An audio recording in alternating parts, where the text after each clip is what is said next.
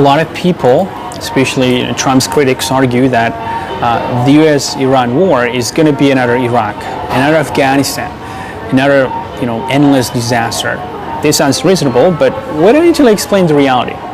This is not a war to take over Iran, okay? It's a war to break Iran's ability to threaten the U.S. and its allies. Let's go back for a second.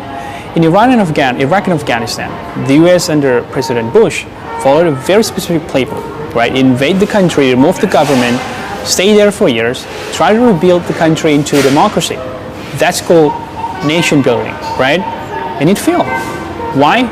Because building a country is not just military, okay? It's political, it's cultural, extremely complicated. The US ended up stuck in wars that lasted 20 years. Now here's where things change.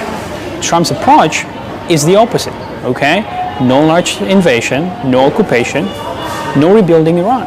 Instead, the strategy is what experts call coercion, okay? Let me simplify that. Coercion means you hit your enemy hard enough that they change their behavior without you controlling them. So what does that look like in real life?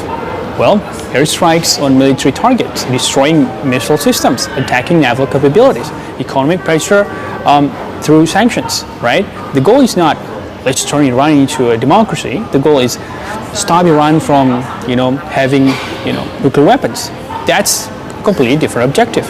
Now here's the biggest difference that most people don't understand. Iraq and Afghanistan became, insurgency wars, right? That means after the US invaded, they had to fight thousands of small militant groups hiding among civilians. But Iran is not a broken country, right?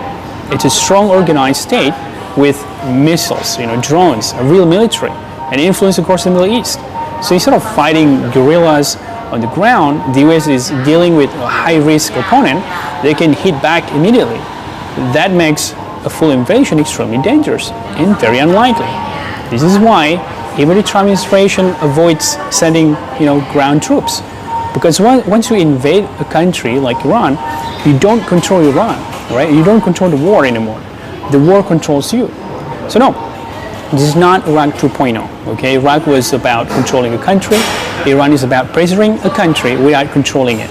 And whether that strategy works is a completely different question, right? Personally, I support regime change in Iran. Okay, most Iranians agree with me. However, if they truly want it, it should be their responsibility, not the United States. And ultimately, it is up to the Iranian people to fight for change, build a democracy, and choose their own leaders. Thank you.